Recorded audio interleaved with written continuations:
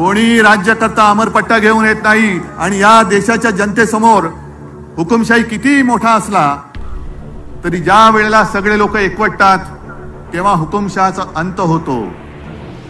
आजच वेळ आलेली आहे आणि हा शिवछत्रपतींचा महाराष्ट्र आहे.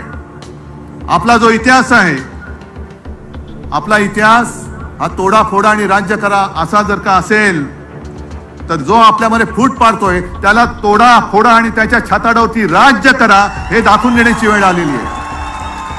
आणि जसं तेजस्वीजी तुम्ही एक नारा दिला तसा मी पण एक नारा हल्ली देतोय सगळीकडे.